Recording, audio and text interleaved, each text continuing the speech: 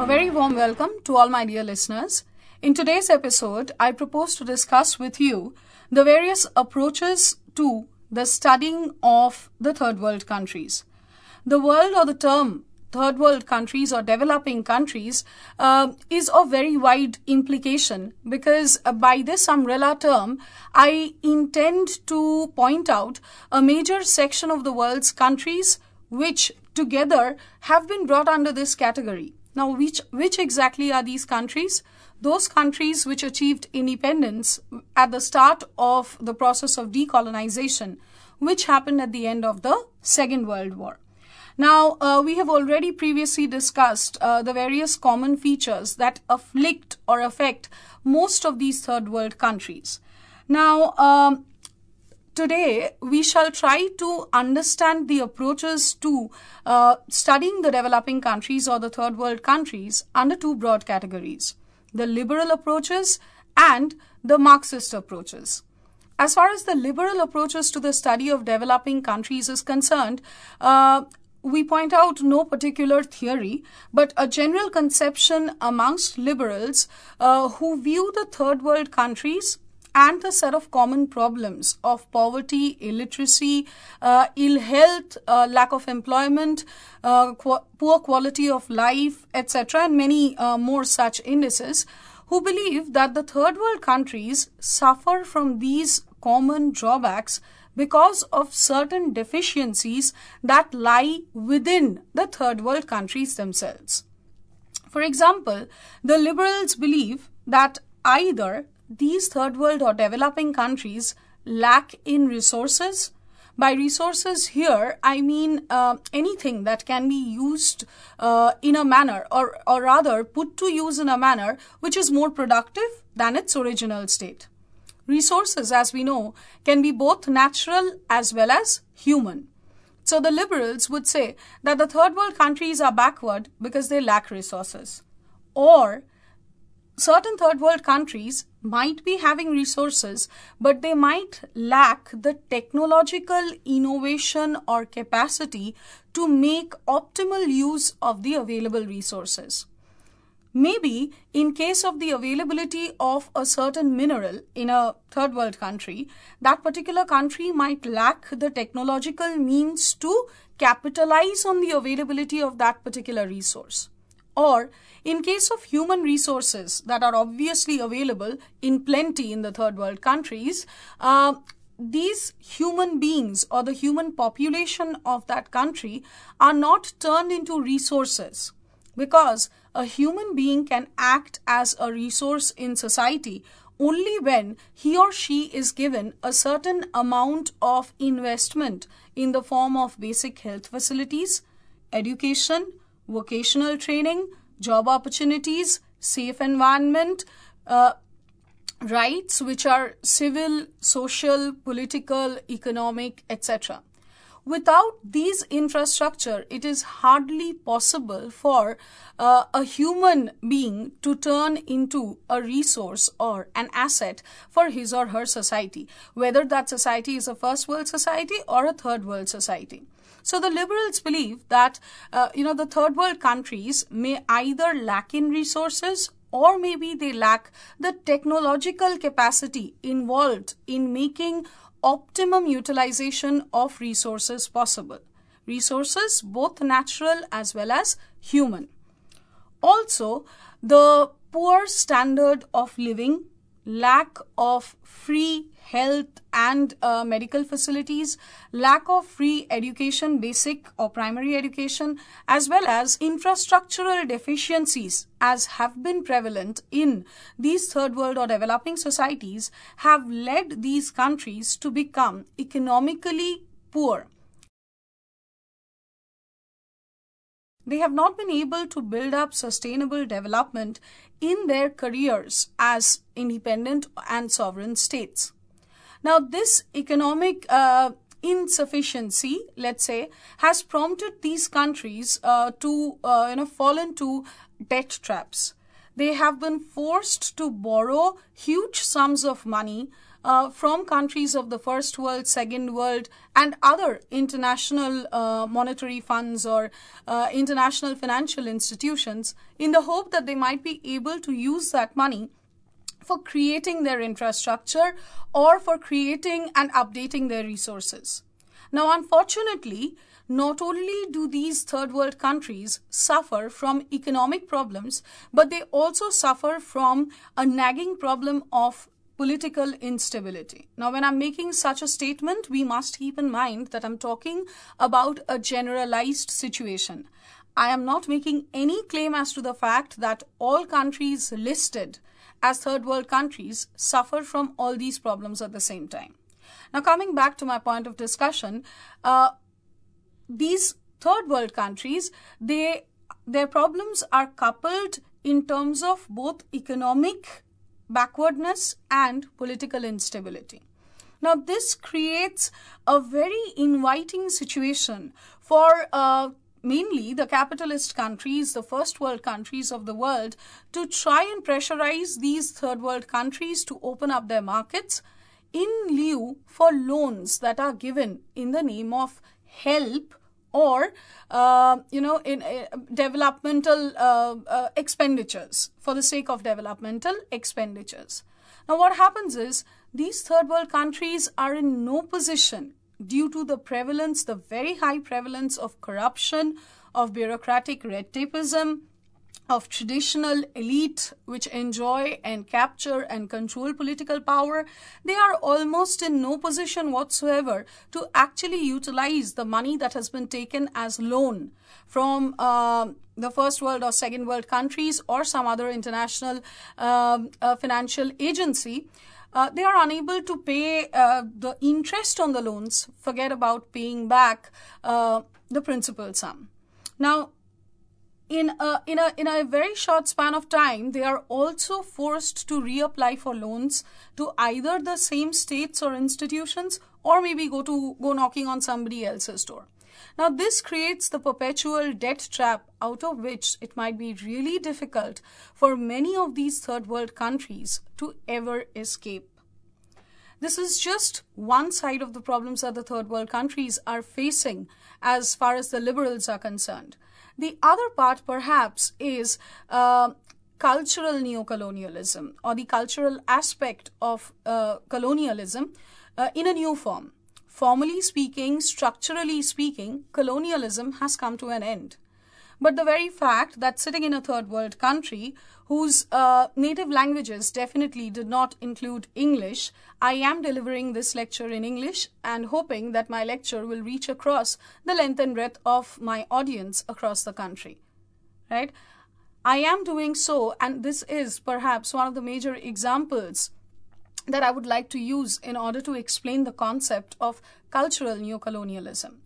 Right from language to dress code to food habits, we have all been increasingly homogenized. Now, being homogenized might not exactly be a problem, but losing my cultural uniqueness for the sake of gaining something which is not mine, and feeling myself to be backward or inept because I do not know a particular language, or because I do not follow a particular code of conduct, which is in any case not indigenous to me, where I do not belong or which does not belong to me.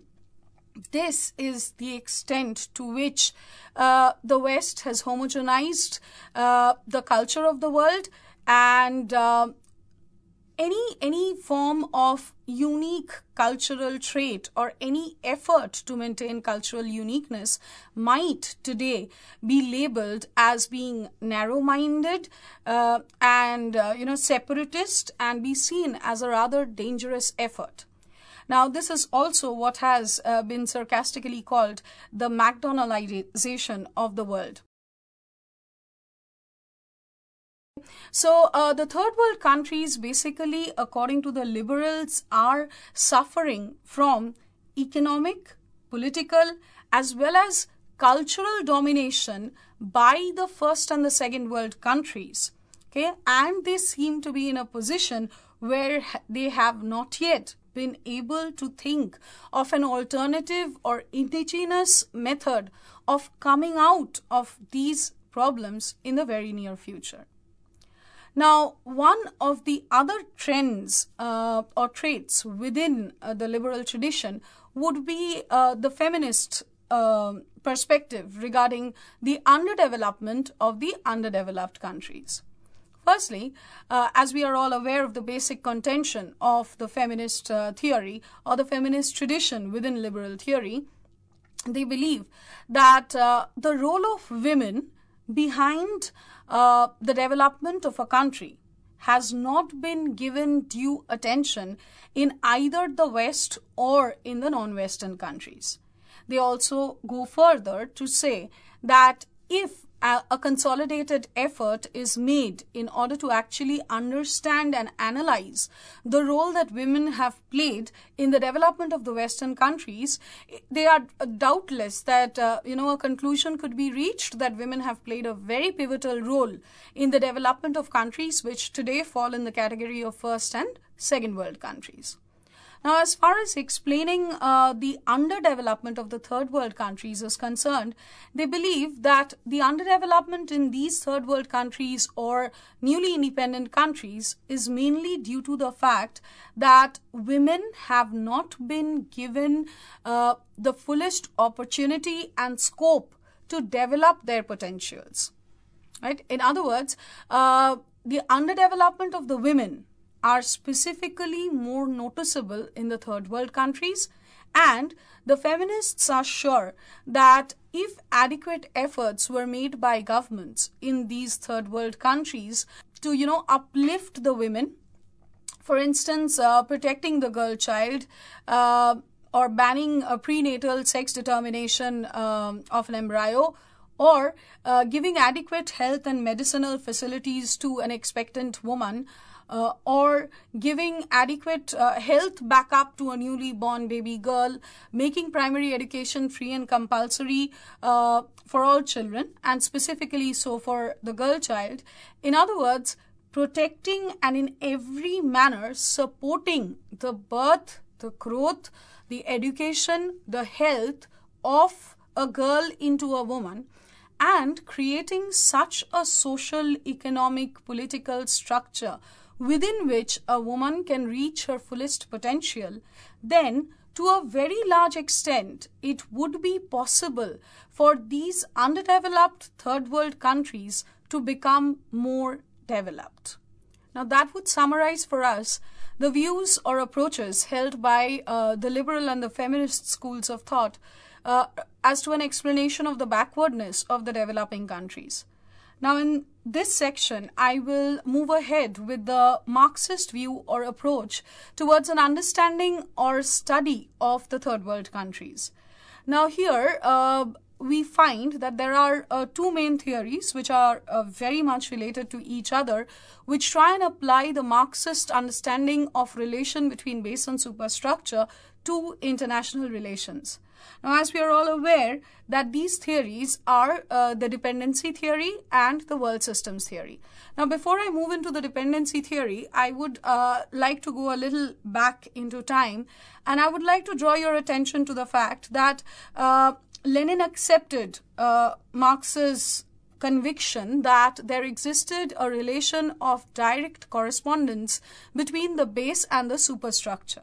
He believed that it was ultimately the base or the economy which determined in most cases and at most times the status of the superstructure, that is, of society, polity, culture, ideology, etc. within a given society.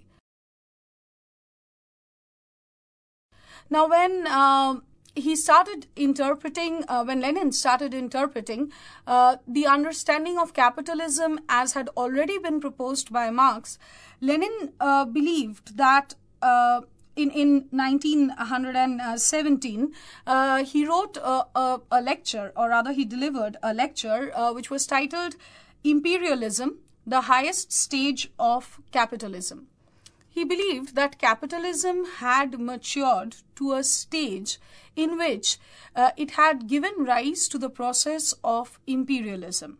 That is, the bourgeoisie within a particular country or state were no longer satisfied doing business and accruing profit and accumulating wealth from the market that was available to them politically within their nation states. They had started looking for markets elsewhere. Now, quite obviously, history has borne out the fact that Lenin was correct in this particular assumption. Now, Lenin further detailed out that capitalism, when it matured to give rise to a sort of monopolistic, imperialistic control by a state which was industrially and economically more advanced than another state, then this one state, let's say X, would try to dominate another state which was economically backward in comparison to X. Therefore, the class relations that Marx had already explained in the context of a particular nation state now sort of gave rise to two categories of countries or states across the world. Lenin called the bourgeoised states as the core states and the underdeveloped or proletariatized states as the peripheral states. Now, I need to explain this a little more over here. Just like within a state, there is a class of bourgeoisie, which is the owner of the means of production, and there is a class called the proletariat, which does not own the means of production, which has ownership only over its own body and intellect, and therefore is bound to sell its intellectual and physical labor in order to earn a living. Therefore, the social relation or the relation of production between the bourgeoisie and the proletariat is essentially one of exploitation, wherein the bourgeoisie wants to appropriate the surplus value created by the proletariat so that it can continuously accumulate profit. Right?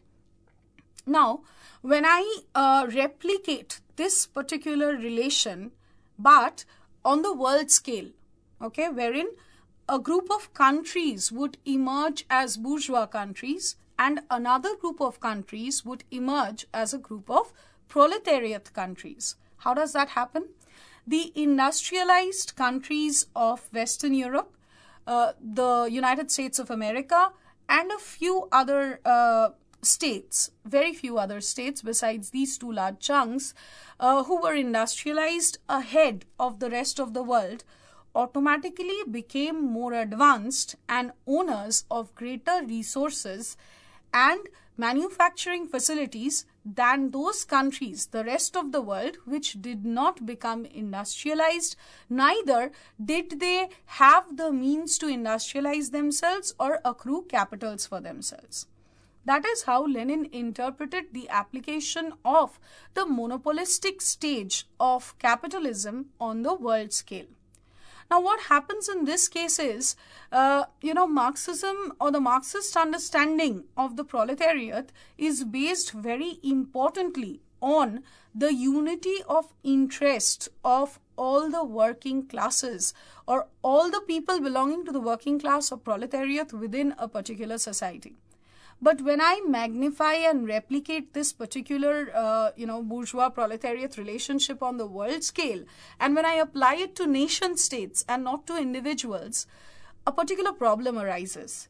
The problem is the bourgeoisie in a particular core state would try its best to keep the proletariat within that state better off than the proletariat or maybe even the bourgeoisie in the peripheral states. Therefore, the basic assumption of unity of the working classes or unity of interest of the proletariat across the globe is definitely washed out of consideration at all.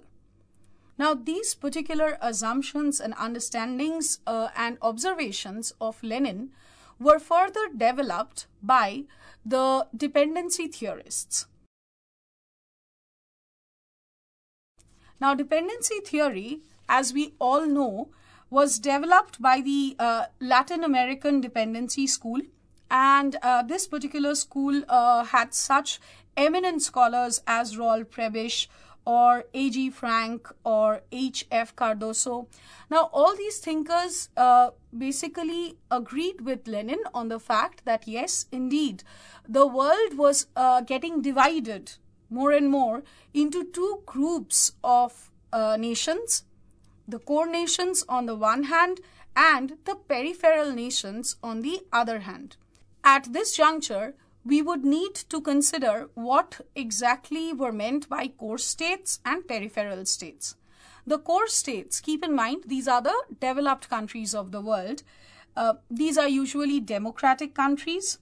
They pay very high wages to their workers at all levels, and they import raw materials from the peripheral states, and they export manufactured goods, right? Because they have machinery, they are industrialized countries, they need cheap labor and they need raw materials available at cheap prices, which is what they import from the peripheral countries.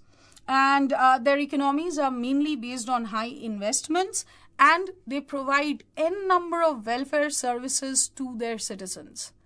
Now, these core states are those states of the world which have machines almost in the shape of monsters, which are ever wanting to be fed on raw materials and cheap labor.